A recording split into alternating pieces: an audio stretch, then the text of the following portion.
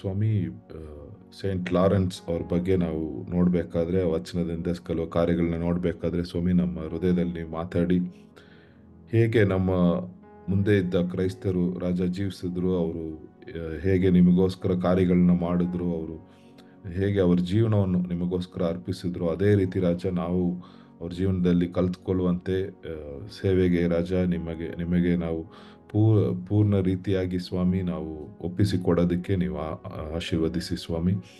ಇವತ್ತು ಕೂಡ ಈ ಡಿವೋಷನ್ ಮೂಲಕ ನಮ್ಮ ಜೀವನದಲ್ಲಿ ನೀವು ಮಾತಾಡಿ ಯೇಸುವಿನ ಹೆಸರಿನಲ್ಲಿ ಬೇಡುತ್ತೇನೆ ತಂದೆ, ಆಮೇನ್.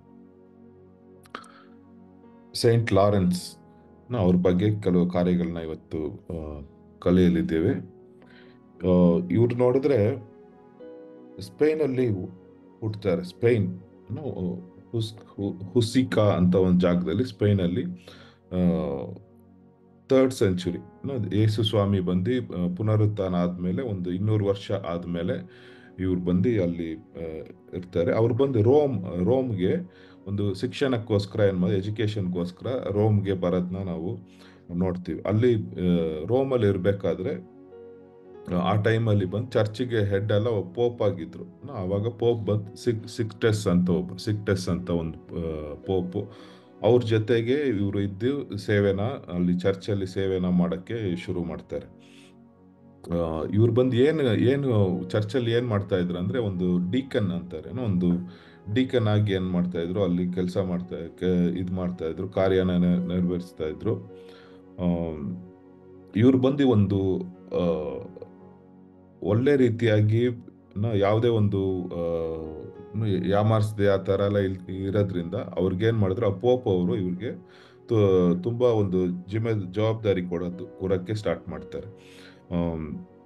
ಅಲ್ಲಿ ಚರ್ಚಲ್ಲಿರೋ ಒಂದು ಖಜಾನ ಟ್ರೆಷರಿ ಇರುತ್ತೆ, ಅದಕ್ಕೆಲ್ಲ ಇನ್ಚಾರ್ಜ್ ಆಗಿ ಲಾರೆನ್ಸ್ ಅವ್ರನ್ನ ಹಾಕಿರ್ತಾರೆ. ಅಲ್ಲಿ ಬಂದು ಲಾರೆನ್ಸ್ ಅವ್ರು ಬಂದು ಚರ್ಚಲ್ಲಿ ತುಂಬಾ ಜವಾಬ್ದಾರಿಯಿಂದ ಅವ್ರು ಬಂದು ಏನೇನು ಕಾರ್ಯಗಳು ಚರ್ಚಲ್ಲಿ ಇರತ್ತೋ ಅದು ಕಾರ್ಯಗಳೆಲ್ಲ ಅಲ್ಲಿ ಬಂದು ಸೇವೆನಲ್ಲಿ ಏನ್ ಮಾಡ್ತಾರೆ, ಅವರು ಸೇವೆ ಮಾಡಕ್ಕೆ ಸ್ಟಾರ್ಟ್ ಮಾಡ್ತಾರೆ. ಅವ್ರಿಗೇನ್ ಒಂದು ಮೈನ್ ರೆಸ್ಪಾನ್ಸಿಬಿಲಿಟಿ ಕೊಡಲ್ಪಟ್ಟದಂದ್ರೆ, ಅವ್ರು ಬಡವ್ರಿಗೆ ಏನ್ ಮಾಡ್ಬೇಕಿತ್ತು, ಅವರು ಚರ್ಚಲ್ಲಿರೋ ಒಂದು ಆಫರಿಂಗ್ ಇಂದ, ಚರ್ಚಲ್ಲಿರೋ ಒಂದು ರಿಸೋರ್ಸಸ್ ಇರತ್ತಲ್ಲ ಅದೆಲ್ಲ ಇಟ್ಟು ಬಡವ್ರಿಗೆ ಹೆಲ್ಪ್ ಮಾಡೋದು, ಮತ್ತೆ ಚರ್ಚ್ ಅವ್ರಿಗೆ ಹೆಲ್ಪ್ ಮಾಡೋಕ್ಕೋಸ್ಕರ ಅವ್ರನ್ನ ಅಲ್ಲಿ ನೇಮಿಸೋದನ್ನ ನಾವು ನೋಡ್ತೀವಿ. ಆಮೇಲೆ ನಾವು ನೋಡಿದ್ರೆ ಅಲ್ಲಿ ಒಂದು ಎಂಪರರ್ ಬರ್ತಾನೆ, ವ್ಯಾಲೆರಿಯನ್ ಅವನ ಹೆಸರು. ರೋಮಲ್ಲಿ ಒಂದು ಎಂಪರರ್ನ ಒಂದು ಚಕ್ರವರ್ತಿ ಬರ್ತಾರೆ, ಅವ್ರ ಹೆಸರು ವ್ಯಾಲೆರಿಯನ್. ಅವನ್ ಬಂದು ಏನ್ ಮಾಡ್ತಾನೆ, ಕ್ರೈಸ್ತರಿಗೆ ತುಂಬಾ ಹಿಂಸೆ ಕೊಡೋದನ್ನ, ಒಂದು ಉಪದ್ರವದಲ್ಲಿ ಏನ್ ಮಾಡಿಸ್ತಾನೆ, ಉಪದ್ರವ ಕೊಡೋದನ್ನ ಶುರು ಮಾಡ್ತಾನೆ ರೋಮಲ್ಲಿ. ಅವಾಗ ಏನ್ ಮಾಡ್ತಾರೆ, ಅಲ್ಲಿರೋ ಎಲ್ಲಾ ಚರ್ಚ್ ಫಾದರ್ಸ್ ಎಲ್ಲ ಅರೆಸ್ಟ್ ಮಾಡಕ್ಕೆ ಒಂದ್ ಟೈಮ್ ಮಾಡಿದಾಗ ವ್ಯಾಲೆರಿಯನ್ ಏನ್ ಮಾಡ್ತಾನೆ, ಈ ಪೋಪ್ ಸಿಕ್ಟಸ್ ಅಂತ ಇರ್ತಾರಲ್ಲ ಅವ್ರನ್ನ ಕೂಡ ಅಲ್ಲಿ ಅರೆಸ್ಟ್ ಮಾಡ್ತಾರೆ. ಸಿಕ್ಟಸ್ ಅರೆಸ್ಟ್ ಮಾಡ್ಬೇಕಾದ್ರೆ ಅವರು ಸಿಕ್ಟಸ್ ಏನ್ ಹೇಳ್ತಾರೆ, ಇವಾಗ ಚರ್ಚ್ ಅಲ್ಲಿ ಒಂದು ಹಣಕಾಸುಗಳು ಆಮೇಲೆ ಏನೇನ್ ಕಾರ್ಯಗಳಿದೆಯೋ ಅದೆಲ್ಲ ಏನ್ ಬಡವ್ರಿಗೆ ನೀನು ಹಂಚ್ಬೇಕು ಅಂತ ಏನ್ ಮಾಡ್ತಾರೆ, ಆ ಜವಾಬ್ದಾರಿನ ಮತ್ತೆ ಲಾರೆನ್ಸ್ ಅವ್ರಿಗೆ ಕೊಡ್ತಾರೆ ಅವರು. ಆಮೇಲೆ ಅಲ್ಲಿ ನೋಡಿದ್ರೆ ಸೆಕ್ಟಸ್ ಅವ್ರನ್ನ ಅಲ್ಲಿ ಏನ್ ಮಾಡ್ತಾನೆ, ವ್ಯಾಲೆರಿಯನ್ ಬಂದು ಏನ್ ಮಾಡ್ತಾನೆ, ಅವ್ರು ಅಲ್ಲಿ ಬಂದು ಒಂದು ಮಾರ್ಟೇರ್ ಆಗಿ ಒಂದು ದೇವ್ರಿಗೋಸ್ಕರ ಅವ್ರು ಏನ್ ಮಾಡ್ತಾರೆ, ಅವ್ರ ಜೀವನ ಅಲ್ಲಿ ಕೊಡೋದನ್ನ ನೋಡ್ತೀವಿ. 258 AD ನಲ್ಲಿ ಇದೆಲ್ಲ ನಡೆದ್ಮೇಲೆ ಈ ವ್ಯಾಲೆರಿಯನ್ ಮತ್ತೆ ಆ ರೋಮ್ ಒಂದು ಸಾಮ್ರಾಜ್ಯದಲ್ಲಿ ಇರೋರೆಲ್ಲ ಏನ್ ಮಾಡ್ತಾರೆ, ಸೈಂಟ್ ಲಾರೆನ್ಸ್ ಹತ್ರ ಬಂದ್ಬಿಟ್ಟು ನೀನೇನ್ ಮಾಡ್ಬೇಕು, ಚರ್ಚಲ್ಲಿರೋ ಒಂದು ಸ್ವತ್ತೆಲ್ಲ ಸಂಪತ್ತೆಲ್ಲ ಏನ್ ಮಾಡ್ಬೇಕು, ನೀನು ರೋಮಿಗೆ ಕೊಡ್ಬೇಕು ಅಂತ ಅವ್ರು ಏನ್ ಮಾಡ್ತಾರೆ, ಅಲ್ಲಿ ಒಂದು ಕಟ್ಟಲೆನ ಕೊಡೋದನ್ನ ನಾವು ನೋಡ್ತೀವಿ. ಆದ್ರೆ ಇವ್ರು ಏನ್ ಮಾಡ್ತಾರೆ, ಇಲ್ಲಿ ನೆಕ್ಸ್ಟ್ ದಿನ ಏನ್ ಮಾಡ್ತಾರೆ, ಇವ್ರು ಬಂದು ಚರ್ಚ್ನ ಸಂಪತ್ತೆಲ್ಲ ಕೊಡ್ಬೇಕಂದಿದ ತಕ್ಷಣ ಏನ್ ಮಾಡ್ತಾರೆ, ನೆಕ್ಸ್ಟ್ ದಿನ ಅಲ್ಲಿ ಎಷ್ಟು ಚರ್ಚಲ್ಲಿ ಬಡವರು ಆಮೇಲೆ ವ್ಯಾಧಿಯಸ್ಥರು ಅವರೆಲ್ಲ ಇರ್ತಾರಲ್ಲ ಅವ್ರನ್ನೆಲ್ಲ ಕರ್ಕೊಂಡೋಗ್ಬಿಟ್ಟು ರೋಮ್ ಅಧಿಕಾರಿಗಳ ಮುಂದೆ ನಿಲ್ಸ್ಬಿಟ್ಟು ಚರ್ಚಿನ ಸ್ವತ್ತು ಇದೆ ಅಂತ ಹೇಳ್ತಾರೆ. ಅವ್ರು ಅನ್ಕೊಂಡಿರ್ತಾರೆ, ಈ ರೋಮ್ ಅವರು ಚರ್ಚಿನ ಸ್ವತ್ತು ಅಂದ್ರೆ ಹಣಕಾಸು ಎಲ್ಲ ತಂದು ಕೊಡ್ತಾರೆ ಲಾರೆನ್ಸ್ ಅಂತ ಅನ್ಕೊಳ್ಬೇಕಾದ್ರೆ ಇವ್ರೇನ್ ಮಾಡ್ತಾರೆ, ಅಲ್ಲಿರೋ ಬಡವರೆಲ್ಲ ಚರ್ಚಲ್ಲಿರೋರೆಲ್ಲ ಕರ್ಕೊಂಡು ಹೋಗ್ಬಿಟ್ಟು ಅವ್ರ ಮುಂದೆ ನಿಲ್ಸ್ಬಿಟ್ಟು ಇದೇ ಚರ್ಚಿನ ಸೊತ್ತು ಅಂತ ಏನ್ ಮಾಡ್ತಾರೆ, ತೋರಿಸ್ತಾರೆ. ರಿಯಲ್ ಆಗಿ ನಾವು ನೋಡಿದಾಗ ವಚನ ಹೇಗಂತಂದ್ರೆ, ಒಂದು ಈ ಲೋಕದಲ್ಲಿರೋ ಕಾರ್ಯಗಳನ್ನ ಇಟ್ಟು ನಾವು ನಿತ್ಯಕ್ಕೆ ಏನ್ ಮಾಡ್ಬೇಕು, ಜನರನ್ನ ಸೇರ್ಸಕ್ಕೋಸ್ಕರ ಈ ಲೋಕದಲ್ಲಿರೋ ಕಾರ್ಯಗಳನ್ನ ನಾವು ಉಪಯೋಗಿಸ್ಬೇಕು ಅಂತ ಆ ಥರನೇ ಬೈಬಲ್ ಅಲ್ಲಿ ಇರೋದು. ಅದೇ ರೀತಿ ಇಲ್ಲಿ ಲಾರೆನ್ಸ್ ಅವ್ರು ಏನ್ ಮಾಡ್ತಾರೆ, ಚರ್ಚ್ನ ಒಂದು ಸ್ವತ್ತು ಬಂದು ಜನರು. ತುಂಬಾ ಟೈಮ್ ನಾವು ಅನ್ಕೊಂಡ್ಬಿಡ್ತೀವಿ ಚರ್ಚ್ ಅಂದ್ರೆ ಒಂದು ಬಿಲ್ಡಿಂಗು, ಇಲ್ಲ ಅಂದ್ರೆ ಆ ತರ ಅನ್ಕೊಂಡಿರ್ತಾರೆ ತುಂಬಾ ಜನರು ಮೈಂಡ್ ಅಲ್ಲಿ. ಚರ್ಚ್ ಅಂದಿದ ತಕ್ಷಣನೇ ಒಂದು ಬಿಲ್ಡಿಂಗ್ ಮೈಂಡ್ಗೆ ಬರುತ್ತೆ. ಆದ್ರೆ ನಿಜವಾದ ಚರ್ಚಲ್ಲಿ ಸ್ವತ್ತು ಅಂದ್ರೆ ಅಲ್ಲಿರೋ ಒಂದು ವಿಶ್ವಾಸಿಗಳು, ಬಿಲೀವರ್ಸ್. ಇಲ್ಲ ಅಂದ್ರೆ ಅಲ್ಲಿ ಏನೇನು ಸೇವೆಗಳು ಮಾಡ್ತಾರೋ ಅವ್ರ ಜನರನ್ನೇ ಏನ್ ಮಾಡ್ತಾರೆ ಅಲ್ಲಿ ಒಂದು ಚರ್ಚ್ಗೆ ಸ್ವತ್ತಾಗಿ ನಾವೇನ್ ಮಾಡ್ಬೇಕು, ತೋರಿಸ್ಬೇಕು. ಈ ತರ ಸೈಂಟ್ ಲಾರೆನ್ಸ್ ಅವರು ಬಡವ್ರನ್ನ ಕರ್ಕೊಂಡೋಗಿ ಅಧಿಕಾರಿಗಳ ಮುಂದೆ ನಿಲ್ಸಿದಾಗ, ಅವರು ಏನು ಅಲ್ಲಿ ಬಂದ ಅಧಿಕಾರಿಗಳಿಗೆಲ್ಲ ಕೋಪ ಬಂದ್ಬಿಡ್ತು. ಕೋಪ ಬಂದು ಅವ್ರನ್ನ ಏನ್ ಮಾಡ್ತಾರೆ, ಅಲ್ಲೇ ಹಿಡಿದ್ಬಿಟ್ಟು ಅವ್ರನ್ನ ಅರೆಸ್ಟ್ ಮಾಡಿ ಅವ್ರನ್ನ ಏನ್ ಮಾಡ್ತಾರೆ, ಒಂದು ಶಿಕ್ಷೆ ಕೊಡಕ್ಕೆ ಸ್ಟಾರ್ಟ್ ಮಾಡ್ತಾರೆ ಸೈಂಟ್ ಲಾರೆನ್ಸ್ ಅವ್ರಿಗೆ ಏನ್ ಶಿಕ್ಷೆ ಕೊಡ್ತಾರೆ ಅಂದ್ರೆ, ಜೀವಂತವಾಗಿ ಏನ್ ಮಾಡ್ತಾರೆ, ಅವ್ರನ್ನ ಬರ್ನ್ ಮಾಡಕ್ಕೆ, ಒಂದು ಸುಟ್ಟಾಕಕ್ಕೆ ಏನ್ ಮಾಡ್ತಾರೆ, ಅವ್ರಿಗೆ ಒಂದು ತೀರ್ಪುನ ಕೊಡ್ತಾರೆ ಈ ಕಾರ್ಯ ಮಾಡಿದ್ದಕ್ಕೋಸ್ಕರ. ಇವಾಗ ಒಂದು ಸೈಂಟ್ ಲಾರೆನ್ಸ್ ಅವ್ರದ್ದು ಒಂದು ಏನು ಒಂದು ವಿಶೇಷವಾದ ಕಾರ್ಯ ಅಂತಂದ್ರೆ, ಅವ್ರನ್ನ ಸಾಯಿಸ್ಬೇಕಾದ್ರೆ, ಅವ್ರನ್ನ ಸುಡ್ಬೇಕಾದ್ರೆ ಕೂಡ ಅವ್ರು ಬಂದು ಸಂತೋಷವಾಗಿದ್ರು. ಅವರು ಸಾಯ್ಬೇಕಾದ್ರೆ ಕೂಡ ಸಂತೋಷವಾಗಿದ್ರು. ಒಂದ್ ಕಡೆ ಅದು ಬರ್ನ್ ಆಗ್ತಾ ಇದ್ದಾಗ, ಬೆಂಕಿನ ಅವ್ರು ಉರಿಸಿದಾಗ ಅವರು ಒಂದು ಹೇಳೋ ಮಾತು ಏನಂದ್ರೆ, ಈ ಕಡೆ ಉರಿದಾಯ್ತು, ಆ ಕಡೆ ನಾವು ಏನ್ ಮಾಡಿ ತಿರುಗ್ಸಾಕಿ ಈ ಕಡೆನೂ ಉರಿಲಿ ಅಂತ ಏನ್ ಮಾಡ್ತಾರೆ, ಸಂತೋಷವಾಗಿ ಆ ಒಂದು ಸಮಯದಲ್ಲಿ ಕೂಡ ಹೇಳೋದನ್ನ ನಾವು ನೋಡ್ತೀವಿ.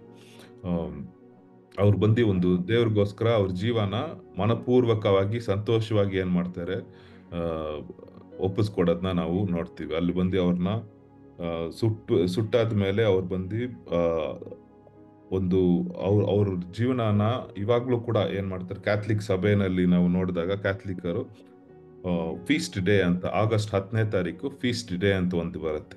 ಆ ಫೀಸ್ಟ್ ಡೇನಲ್ಲಿ ಇವ್ರನ್ನ ಸೈಂಟ್ ಲಾರೆನ್ಸ್ ಅವ್ರನ್ನ ಜ್ಞಾಪಕ ಮಾಡಿಕೊಂಡು ಅವ್ರ ಬಗ್ಗೆ ಕಾರ್ಯಗಳನ್ನ ಮಾತಾಡೋದು ಇವತ್ತು ಕೂಡ ಏನ್ ಆಗ್ತಾ ಇದೆ, ಅದು ನಡೀತಾ ಇದೆ. ಅದು ಮಾತ್ರ ಅಲ್ಲ, ಲಾರೆನ್ಸ್ ಅವ್ರ ಹೆಸರಿನಲ್ಲಿ ಎಷ್ಟೊಂದು ಸ್ಕೂಲ್ಗಳು, ಹಾಸ್ಪಿಟಲ್ಗಳು ಅದೆಲ್ಲ ಏನ್ ಮಾಡಿದ್ದಾರೆ, ಶುರು ಮಾಡಿದ್ದಾರೆ. ಒಂದು ಇವ್ರ ಜೀವನದ ಮೂಲಕ ನಾವು ಅನೇಕ ಕಾರ್ಯಗಳನ್ನ ಕಲ್ತ್ಕೋಬಹುದು. ಅದರಲ್ಲಿ ಮೇನ್ ಆಗಿ ಬಂದು ದೇವ್ರಿಗೋಸ್ಕರ ಒಂದು ಧೈರ್ಯವಾಗಿ, ಒಂದು ಉಪದ್ರವ ಸಮಯದಲ್ಲೂ ಕೂಡ ಧೈರ್ಯವಾಗಿ ನಿಂತ್ಕೊಳ್ಳೋದು, ಅವ್ರ ವಿಶ್ವಾಸ, ಆ ಕಾರ್ಯಗಳೆಲ್ಲ ಏನಾಗುತ್ತೆ ಇಲ್ಲಿ ನಾವು ನೋಡ್ಬೋದು. ಅವರು ಎಷ್ಟು ದೊಡ್ಡ ಅಧಿಕಾರಿಗಳಿದ್ರು ಅವ್ರ ಮುಂದೆ ಹೋಗಿ ಸತ್ಯನ ಮಾತಾಡೋದು, ಆ ಕಾರ್ಯ ಎಲ್ಲ ನಾವೇನ್ ಮಾಡ್ತೀವಿ, ಇವ್ರ ಜೀವನದ ಮೂಲಕ ನಾವು ನೋಡ್ತೀವಿ. ಮೇನ್ ಆಗಿ ಒಂದು 3 ಕಾರ್ಯಗಳನ್ನ ಮಾತ್ರ ವಚನದಿಂದ ನೋಡ್ಬಿಟ್ಟು ನಾವು ಇವತ್ತು ಡಿವೋಷನ್ ಮುಗಿಸ್ಬಿಡೋಣ. ಫಸ್ಟ್ ಬಂದು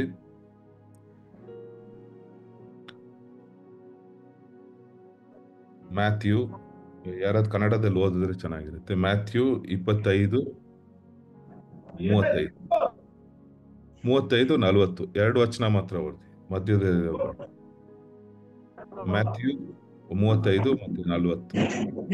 ನಾನು ಹಸಿದಿದ್ದೇನೆ, ನನಗೆ ಊಟಕ್ಕೆ ಕೊಟ್ಟಿರಿ,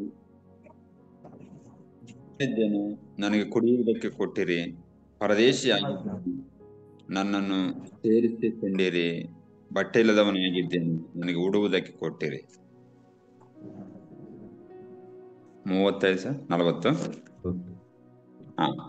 ಅದಕ್ಕೆ ಅರಸನು, ಈ ನನ್ನ ಸಹೋದರರಲ್ಲಿ ಕೇವಲ ಅಲ್ಪನಾದವನೊಬ್ಬನಿಗೆ ಏನೇನು ಮಾಡಿದಿರೋ ಅದನ್ನು ನನಗೂ ಮಾಡಿದ ಹಾಗಾಯಿತು ಎಂದು ನಿಮಗೆ ಸತ್ಯವಾಗಿ ಹೇಳುತ್ತೇನೆ ಅನ್ನುವನು.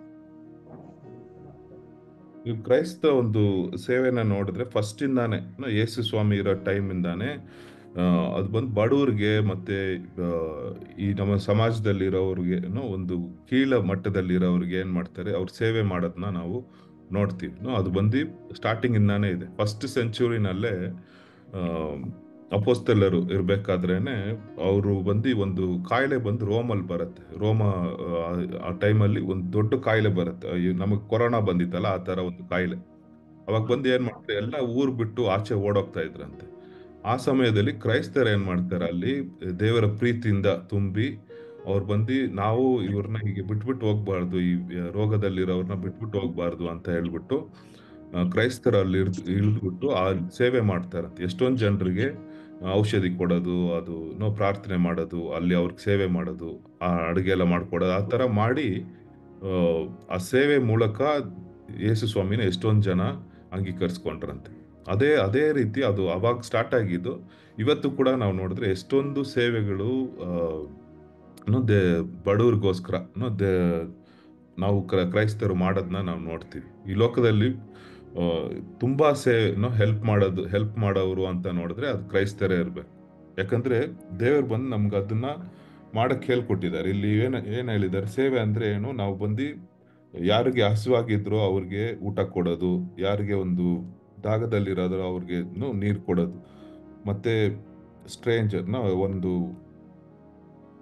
ಬೇರೆಯವ್ರಿಗೆ ಹೆಲ್ಪ್ ಮಾಡೋದು, ಬಟ್ಟೆ ಮತ್ತೆ ಸಿಕ್ಕಾಗಿರ್ಬೇಕಾದ್ರೆ ವಿಸಿಟ್ ಮಾಡೋದು, ಆ ಕಾರ್ಯಗಳೆಲ್ಲ ನಾವು ಮಾಡಿದಾಗ ಏನಕ್ಕೆ ಮಾಡ್ತೀವಿ ಅಂದ್ರೆ, ಅದು ಬಂದು ಇಲ್ಲಿ ಏಸಪ್ಪ ಏನ್ ಹೇಳಿದ್ದಾರೆ ಅಂದ್ರೆ ನಮ್ಗೆ ಯೇಸು ಸ್ವಾಮಿ, ಇದೆಲ್ಲ ನೀವು ಬಡವ್ರಿಗೆ ಮಾಡಿದಾಗ ಅದು ನನಗ್ ಮಾಡೋ ತರ ಅಂತ. ನಾವು ಬಂದು ದೇವ್ರಿಗೆ ಏನಾದ್ರು ಮಾಡ್ಬೇಕಂದ್ರೆ ಯಾರಿಗ್ ಮಾಡ್ಬೇಕಂದ್ರೆ ಆ ಸೇವೆ ಬಂದು ಬಡವ್ರಿಗೆ ಮತ್ತೆ ಈ ಸಮಾಜದಲ್ಲಿ ಕೀಳ್ಮಟ್ಟದಲ್ಲಿರೋರಿಗೆ ನಾವು ಸೇವೆಯನ್ನ ಮಾಡಿದ್ರೆ ಅದು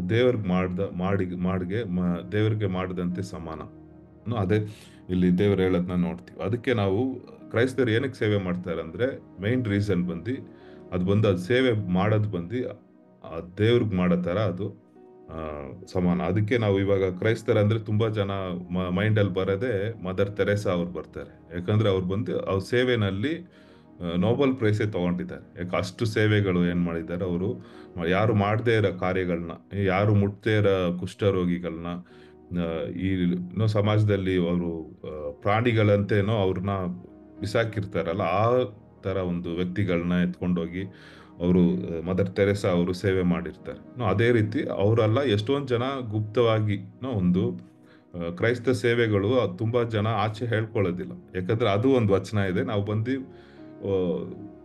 ತುಂಬಾ ಬಂದು ಏನ್ ಮಾಡಲ್ಲ, ಅವ್ರು ಬಂದು ಈಗ ಬಲಗೈ ಮಾಡಿದ್ದು ಎಡಗೈ ಗೊತ್ತಾಗ್ಬಾರ್ದು ಅಂತ ವಚನ ಇರೋದ್ರಿಂದ ತುಂಬಾ ಜನ ಸೇವೆನ ಗುಪ್ತವಾಗೇ ಮಾಡ್ತಾ ಇರ್ತಾರೆ. ಅದಕ್ಕೋಸ್ಕರ ಅದು ಬಂದು ಒಂದು ಇನ್ಬಿಲ್ಟ್ ಅದು ಬಂದು ಅವಾಗ ಸ್ಟಾರ್ಟ್ ಆಗಿದ್ದು, ಇವಾಗ ಕೂಡ ಏನಾಗ್ತಾ ಇದೆ, ನಡೀತಾ ಇದೆ. ಎಷ್ಟೊಂದು ಮಿಷನರಿಗಳು ಇಂಡಿಯಾ ಭಾರತ ದೇಶದಲ್ಲೇ ನೋಡಿದ್ರೆ ಮಿಷನರಿಗಳು ಬಂದಿಲ್ಲ ಅಂದ್ರೆ ನಾವು ಬಂದು ಆಫ್ರಿಕಾ ದೇಶ ಇವಾಗ ಹೆಂಗಿದ್ಯೋ ಅದೇ ರೀತಿ ನಾವು ಇರ್ಬೇಕಿತ್ತು.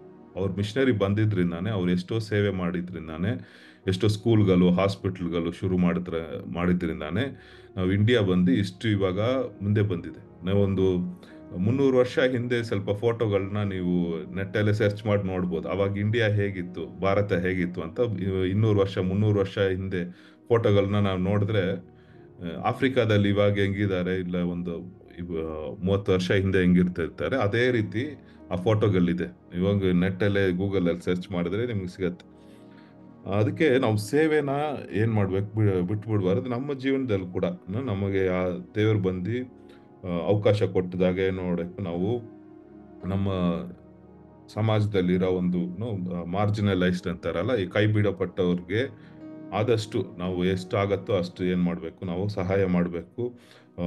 ನಮ್ಮ ಸಮಾಜದಲ್ಲಿ ಯಾರು ಬಂದು ಕೈ ಬಿಡಲ್ಪಟ್ಟ ಪರಿಸ್ಥಿತಿನಲ್ಲಿದ್ದಾರೆ ಆ ತರ ಜನರನ್ನ ನಾವು ಹುಡ್ಕೊಂಡೋಗಿ ಅವ್ರಿಗೆ ಏನ್ ಮಾಡಬೇಕು, ದೇವ್ರ ಪ್ರೀತಿನ ಹಂಚ್ಕೋಬೇಕು. ದೇವ್ರ ಬಗ್ಗೆ ಹೇಳೋದ್ ಮಾತ್ರ ಅಲ್ಲ, ಅವ್ರಿಗೆ ನಮ್ಮ ಆದಷ್ಟು ಸಹಾಯ ಕೂಡ ನಾವು ಮಾಡ್ಬೇಕು.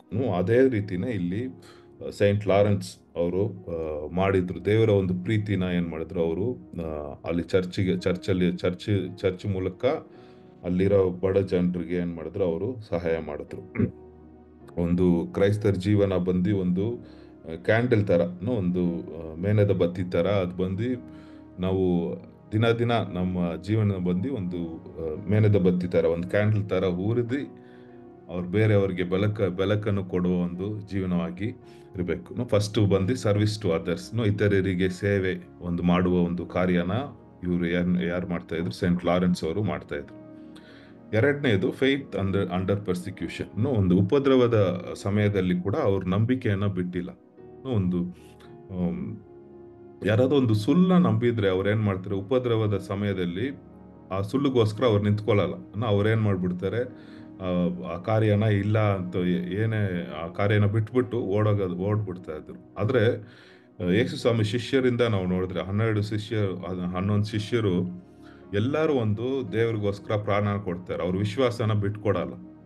ಏನಕ್ಕಂದ್ರೆ ಅವ್ರ ಕಣ್ಣಾರೆ ಅವ್ರು ಏನ್ ಮಾಡಿರ್ತಾರೆ, ನೋಡಿರ್ತಾರೆ, ಯೇಸು ಸ್ವಾಮಿ ಮಾಡಿರೋ ಒಂದು ಕಾರ್ಯಗಳನ್ನ ನೋಡಿರ್ತಾರೆ, ಅನುಭವಿಸಿರ್ತಾರೆ. ಅದಕ್ಕೋಸ್ಕರ ಅವ್ರು ಬಂದು ಯಾವುದೇ ಪರಿಸ್ಥಿತಿನಲ್ಲೂ ಎಷ್ಟೇ ಉಪದ್ರವ ಕೊಟ್ರೇನು, ಅವ್ರಿಗೆ ಮರಣನೇ ಬಂದ್ರೇನು ಕೂಡ ಅವ್ರ ವಿಶ್ವಾಸನ ಅವ್ರ ನಂಬಿಕೆನ ಬಿಟ್ಕೊಟ್ಟಿಲ್ಲ. ಅವ್ರ ನಂಬಿಕೆಗೋಸ್ಕರ ಅವರು ಸಾಯಕ್ಕೂ ರೆಡಿ ಆಗಿದ್ರು. ಅವ್ರನ್ನ ಎಷ್ಟು ಒಂದು ಕಠೋರವಾಗಿ ಅವ್ರನ್ನ ಹಿಂಸೆ ಕೊಟ್ಟು ಸಾಯಿಸಿದ್ರು ಕೂಡ ಅದನ್ನ ಸ್ವೀಕರಿಸಕ್ಕೆ ಅವ್ರು ಸಂತೋಷವಾಗಿ ಏನ್ ಮಾಡ್ತಾ ಇದ್ರು, ಸ್ವೀಕರಿಸ್ಕೋತಾ ಇದ್ರು. ಯಾಕಂದ್ರೆ ಅಷ್ಟು ಒಂದು ಆಳವಾಗಿ ಅವ್ರ ವಿಶ್ವಾಸ ಇತ್ತು. ಒಂದು ಇವತ್ತೆಲ್ಲ ನೋಡಿದ್ರೆ ಸೂಪರ್ಫಿಷಿಯಲ್ ಫೇತ್ ತುಂಬಾ ಇರೋದು ಬಂದು, ಆ ವಿಶ್ವಾಸ ಬಂದು ಯಾವ ಕಾರ್ಯಕ್ಕೆ ಇಡ್ತಾರೆ, ಈ ಲೌಕಿಕ ಕಾರ್ಯಕ್ಕೋಸ್ಕರ ಏನ್ ಮಾಡ್ಬಿಡ್ತು, ತುಂಬಾ ಕಾರ್ಯಗಳನ್ನ ವಿಶ್ವಾಸ ಇಡ್ತಾರೆ. ಆದ್ರೆ ನಾವು ನಿಜವಾದ ವಿಶ್ವಾಸ ಅಂದ್ರೆ ನಾವು ನೋಡ್ತಾ ಬರ್ತಾ ಇದೀವಲ್ಲ, ಒಬ್ಬೊಬ್ಬ ಜೀವನದಲ್ಲಿ ಅವರೆಲ್ಲ ದೇವ್ರಿಗೋಸ್ಕರ ಎಷ್ಟೊಂದು ಕಾರ್ಯನ ಕಲ್ಕೊಂಡಿರ್ತಾರೆ ಅವ್ರ ಜೀವನದಲ್ಲಿ. ಅದೇ ಒಂದು ವಿಶ್ವಾಸ, ಒಂದು ನಿಜವಾದ ವಿಶ್ವಾಸ. ಅವ್ರ ಜೀವನವನ್ನು ಕಲ್ಕೊಳಕ್ಕೂ ಅವ್ರು ಏನ್ ಮಾಡಲ್ಲ, ಹೆದರಲ್ಲ. ಅದೇ ತರನೇ ಇಲ್ಲಿ ಲಾರೆನ್ಸ್ ಅವ್ರು ಬಂದು ಏನ್ ಮಾಡ್ಬೋದಿತ್ತು, ಓಕೆ ಚರ್ಚಲ್ಲಿರೋ ಒಂದು ಸಂಪತ್ತನ್ನೆಲ್ಲ ಕೇಳ್ತಾ ಇದಾರಲ್ಲ, ನಾವು ಕೊಟ್ಬಿಟ್ಟು ನಾನು ಎಸ್ಕೇಪ್ ಆಗ್ಬೋದು ಅಂತ ಅವ್ರಿಗೆ ಆ ತರ ಮನೋಭಾವನೆ ಬಂದಿಲ್ಲ ಅವ್ರಿಗೆ. ಅವ್ರು ಏನ್ ಮಾಡಿದ್ರು, ನಾನು ಬಂದು ವಿಶ್ವಾಸಕ್ಕೋಸ್ಕರ, ದೇವ್ರಿಗೋಸ್ಕರ ಸರಿಯಾದ ಒಂದು ಕಾರ್ಯನ ಮಾಡ್ತೀನಿ ಅಂದ್ಬಿಟ್ಟು ಏನ್ ಮಾಡಿದ್ರು, ಲಾಸ್ಟ್ ತನಕ ಒಂದು ಉಪದ್ರವದ್ರ ಒಳಗೆ ಅವರು ಏನ್ ಮಾಡಿದ್ರು, ಅಲ್ಲಿ ಹೋಗೋದನ್ನ ನಾವು ನೋಡ್ತೀವಿ. ಓಕೆ, ಮೂರನೇದು ಲಾಸ್ಟ್ ಆಗಿ ಫೇತ್ಫುಲ್ ಸ್ಟೀವರ್ಡ್ಶಿಪ್. ಒಂದು ಸ್ಟೀವರ್ಡ್ಶಿಪ್ ಅಂದ್ರೆ ಕನ್ನಡದಲ್ಲಿ ಗೊತ್ತಿಲ್ಲ. ಅದು ಬಂದು ಏನಂದ್ರೆ, ಯಾವ್ದಾದ್ರು ಕಾರ್ಯ ಬಂದು ದೇವರು ನಮಗೆ ಕೊಟ್ಟಿದ್ರೆ ಅದ್ರಲ್ಲಿ ಬಂದು ನಿಜವಾಗಿ ಕರೆಕ್ಟ್ ಆಗಿರೋದು, ಒಂದು ಕರೆಕ್ಟ್ ಆಗಿ ಅದನ್ನ ಏನ್ ಮಾಡೋದು, ಯೂಸ್ ಮಾಡೋದು ಸ್ಟೀವರ್ಡ್ಸ್ ಅಂತ. ಉಸ್ತವಾರಿನ ಓಕೆ, ಅದು ಒಳ್ಳೆ ಸ್ಟೀವರ್ಡ್ಸ್ ಅಂದ್ರೆ ನಮ್ಗೆ ದೇವ್ರು ಬಂದು ಎಷ್ಟೋ ಕಾರ್ಯಗಳು ನಮ್ಮ ಜೀವನದಲ್ಲಿ ಕೊಡ್ತಾರೆ.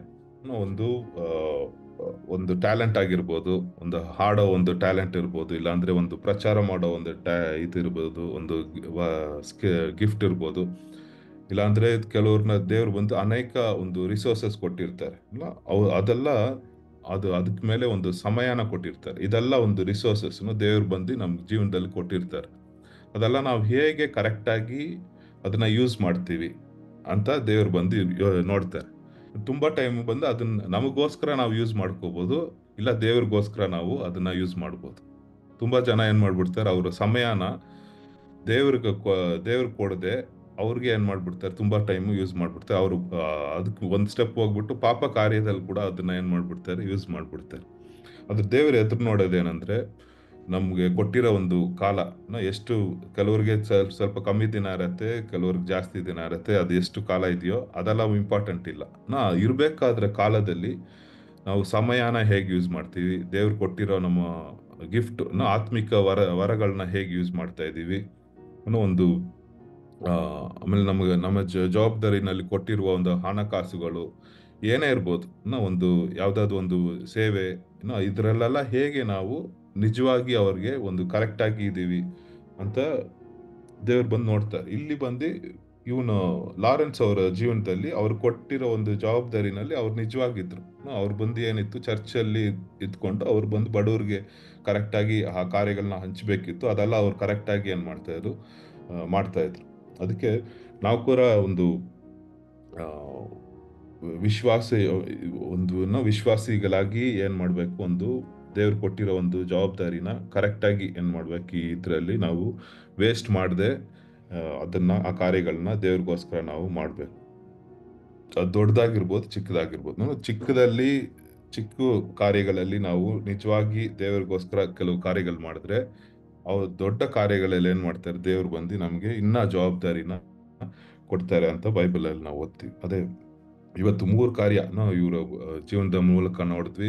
ಹೇಗೆ ಒಂದು ಲಾರೆನ್ಸ್ ಅವರು ಬೇರೆಯವರಿಗೆ ಸೇವೆ ಮಾಡ್ತಾ ಇದ್ರು, ಮತ್ತೆ ಅವರು ಹೇಗೆ ಒಂದು ಉಪದ್ರವದ ಒಂದು ಪರ್ಸಿಕ್ಯೂಷನ್ ಟೈಮಲ್ಲಿ ಕೂಡ ನಂಬಿಕೆಯನ್ನು ಅವರು ಬಿಟ್ಕೊಟ್ಟಿಲ್ಲ, ಹೇಗೆ ಅವ್ರು ಕೊಡಲ್ಪಟ್ಟ ಒಂದು ಜವಾಬ್ದಾರಿನ ಕರೆಕ್ಟ್ ಆಗಿ ಮಾಡಿದ್ರು. ಇದು 3 ಕಾರ್ಯಗಳು ಒಂದು ಕ್ರೈಸ್ತರ ಒಂದು ಗುಣವಾಗಿ ಇನ್ನೂ ಇರಬೇಕು. ಒಂದು ಯೇಸು ಸ್ವಾಮಿ ಜೀವನದಲ್ಲಿ ನೋಡಿದ್ರೆ ಈ ಕಾರ್ಯಗಳೆಲ್ಲ ಅವ್ರಿಗೂ ಇತ್ತು.